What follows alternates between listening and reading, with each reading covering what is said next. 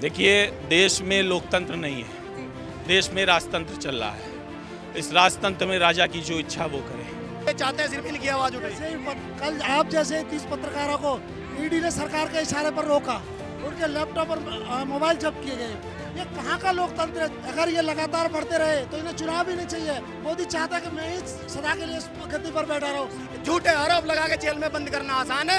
अगर है दम तो चार्जशीट में नाम दिखाओ, केस के अंदर नाम दिखाओो, एक गवाह दिखाओ। ये सब एक ड्रामा है, मुद्दों से ध्यान भटकाना है। दंगों से उत्पन्न हुई सरकार है, ये दंगों से उत्पन्न हुई पार्टी है, जिसकी नींव ही मौत के लोगों की मौत पे पैर रखे हुई हो, वो पार्टी कभी देश का भला नहीं कर सकती। जो आपके खिलाफ स्ट्रांग पत्थर बन के आपके सामने जवाब देने को तैयार हो, उसको आप डाल दोगे जेल में। आप देख सकते हैं जिस तरह से संजय सिंह को इस वक्त बोला गया था कि पीछे के गेट से लेकर जाना है, लेकिन सामने वाले गेट से उनकी गिरफ्तारी होती हुई, जिस तरह से जोर जबरदस्ती और मार पिटाई आप देख सकते हैं जिस तरह से सामने हो रही है। वाकई में देखा जाए किस तरह से पुलिस जो है यहाँ से इन लोगों को उठाते हुए, बता दें ईडी का छापा पड़ा था संजय सिंह के घर में, जिसके बाद गिरफ्तारी होनी थी, और ये संजय सिंह को लेके जाते हुए उन्हीं की गाड़ी से संजय सिंह को लेकर जाते हुए गिरफ्तार करके लेके जा रहे हैं। अपनी ही गाड़ी से उनको लेके जाया जा रहा है, और जिस तरह से उनके कार्यकर्ता रोकथाम कर रहे हैं, पुलिस जो की कार्रवाई में खलल पैदा कर रहे हैं। अडानी के गुलाम यहाँ पे है, यहाँ पे अडानी की गुलामी करने के लिए आए हो। अरे शर्म के बच्चे हैं, बच्चे तुम्हारे भी हैं। कीड़े पड़ेंगे, कीड़े पड़ेंगे, कीड़े बच्चे, तुम्हारे बच्चे को कीड़े पड़ेंगे, तुमको भी। इतने बेशर्म मत हो जाओ, इतने बेशर्म मत हो जाओ कि तुम्हारे बच्चे को कीड़े पड़ेंगे, बच्चे को नहीं मिलेगी, हो जाओ, खत्म हो गई। गुलामी इतने मत करो कि बच्चे तुम्हारे मानसिक कमजोर हो जाएं, पागल हो जाएं, मर जाएं। इतना गुलामी मत करो अडानी अंबानी का। सबके सब अफीम का नशा इनको चढ़ा हुआ है। जिस दिन धर्म का नशा उतरेगा ना, सब सड़क पे आ जाओगे, पाकिस्तान से भी पीछे चले जाओगे। यही जाति धर्म करते करते मर जाएंगे, लेकिन झुकेंगे नहीं झुकेंगे। तुम्हारे से गद्दारों के सामने नहीं झुकेंगे। क्या लगता है जिस तरह से गिरफ्तार हुए हैं संजय सिंह, अभी भी लेके जाया गया है, क्या लगता है जिस तरह से मनीष सिसोदिया जो है अभी तक जेल में है, क्या ये भी लंबे वक्त के लिए जेल में रहने वाले? देखिए, देश में लोकतंत्र नहीं है, देश में राजतंत्र चल रहा है। इस राजतंत्र में राजा की जो इच्छा वो करे।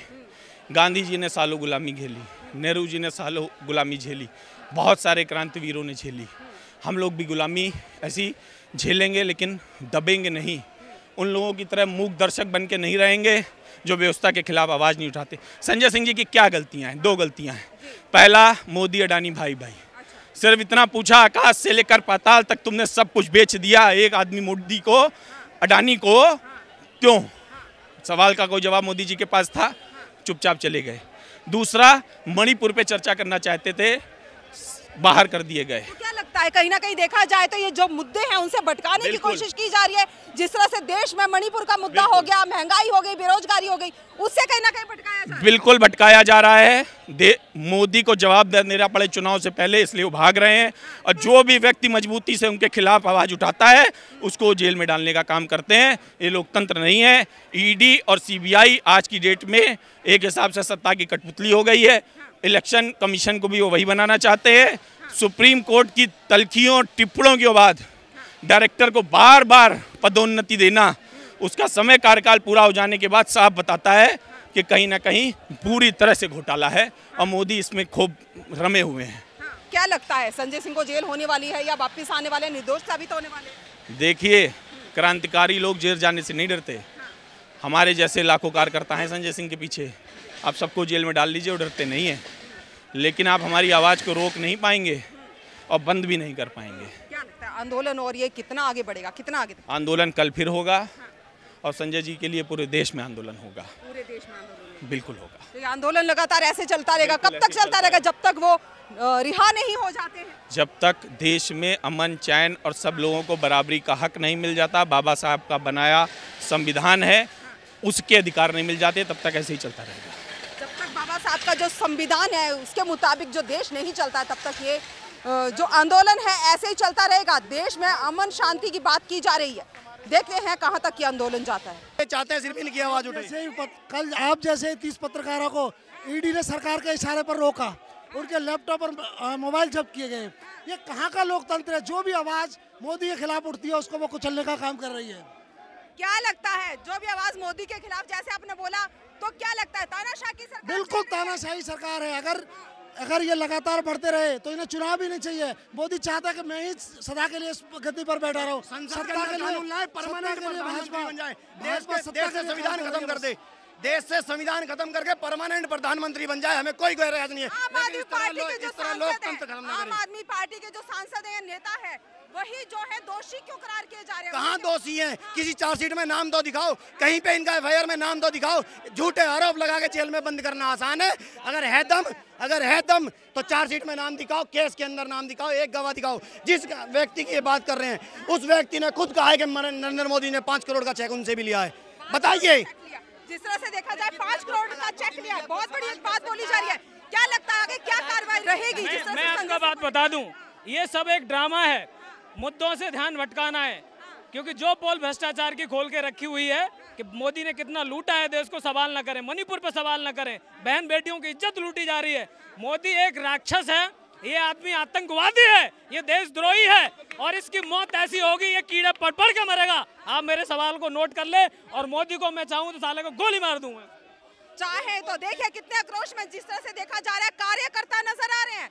क्या लगता है वाकई में जिस तरह से उन्होंने बोला कि ये दंगों से या जो मुद्दे हैं उनसे हटाने वाली बात ये दंगों से उत्पन्न हुई सरकार है, ये दंगों से उत्पन्न हुई पार्टी है, जिसकी नींव ही मौत के लोगों की मौत पे पैर रखे हुई हो, वो पार्टी कभी देश का भला नहीं कर सकती। ये सिर्फ देश को गर्त में ले जाने का काम कर रहे हैं। जिस पार्टी के नेताओं के पास अनेकों सैकड़ों केस चल रहे हैं, जिसमें ब्रजभूषण सिंह है, जिस पर संगीन धाराएं लगी हुई हैं, आज तक ये पुलिस उसको गिरफ्तार क्यों नहीं कर पाई है? जिसके ऊपर पुलिस चार्जशीट तक में नाम दे चुकी है, लेकिन जिन नेताओं के, हमारी पार्टी के नेताओं के चार्जशीट तक में नाम नहीं है, उनको जबरदस्ती गिरफ्तार किया जा रहा है झूठे गवाह बनाकर। उन गवाहों का ट्रायल क्यों नहीं होता है? पहले वो गवाह गायब क्यों हो जाते हैं जमीन से? वो गवाह कभी दिखता क्यों नहीं है? क्या लगता है क्या कुछ कार्रवाई आगे की जाएगी? क्या संजय सिंह वापस जो है निर्दोष करार दिए जाएंगे, वापस आएंगे? अरे जी, पहले भी ये घटना हो चुका है। आप देखो, मनीष सिसोदिया को डाल रखे हो जेल में, सत्येंद्र जैन को डाल रखे हो जेल।